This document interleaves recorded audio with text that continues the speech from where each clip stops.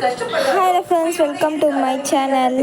இது நம்ம பார்த்தீங்கன்னா சிக்கன் குழம்பு எப்படி செய்யுதுன்னு பார்க்கலாம். சாரி, மட்டன் குழம்பு. இப்போ வந்து பார்த்தீங்கன்னா ஃபஸ்ட்டு இந்த மாதிரி பேன் காஞ்சிருக்கு, அப்படியே ஆயில் விட்டுக்கலாம். நல்லா ஆயில் ஹீட் ஆகணும். ஹீட் ஆகினா தான் நல்லாயிருக்கும். ஹீட் ஆனோடனே பட்டை, லவங்கம், சோம்புலாம் போட்டு ஹீட் பண்ணோம். பிரிஞ்சி இலை,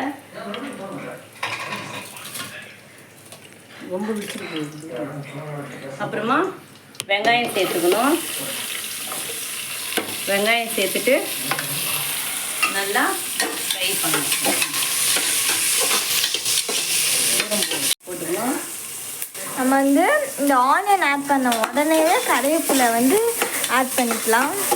இப்போ பார்த்தீங்கன்னா சிக்கன் குழம்புல மட்டன் குழம்புல நம்ம தக்காளி ஆட் பண்ணிக்கலாம். எப்படி சூப்பராக பாயில் ஆகுதுன்ட்டு. இதுக்கும் பார்த்தீங்கன்னா நம்ம கல்லுப்பு ஆட் பண்ணிக்கலாம். சால்ட் உப்பு வேண்டாம், அதாச்சும் தூள் உப்பு வேண்டாம். ஏன்னா கல்லுப்பு தான் உடம்புக்கும் நல்லது. அப்போ தான் அது ரொம்ப டேஸ்ட்டாக இருக்கும். அது ஒரு ரீசன். பார்த்தீங்கன்னா நம்ம இஞ்சி பூண்டு பேஸ்ட் ஆட் பண்ணிக்கலாம். இது பார்த்தீங்கன்னா பிரியாணிக்கும் சரி குழம்புக்கும் சரி ஒரே மெத்தட் தாங்க. எந்த ஒரு டிஃப்ரென்ஸும் கிடையாது. ஆனால் மசாலாஸ் அப்புறம் டேஸ்ட் எல்லாம் வேரியேஷனாக இருக்கும். பாதி ஃபஸ்ட்டு நம்ம பண்ணுற ரெசிபி தான் கொஞ்சம் சேமாக இருக்கும். லாஸ்ட்டாக நம்ம பண்ணது நம்மளுக்கு கன்ஃபியூஷனாக இருக்கும்.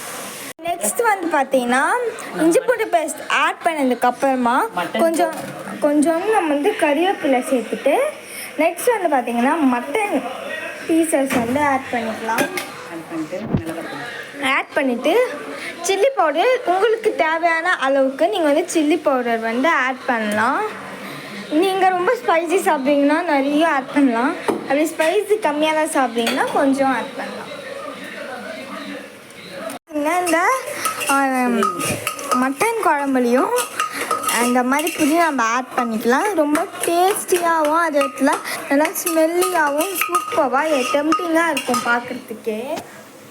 பாருங்க, நம்மளோட மட்டன் கிரேவி ரெடி ஆகிடுச்சு, அதாச்சும் குழம்பு ரெடி ஆகிடுச்சு.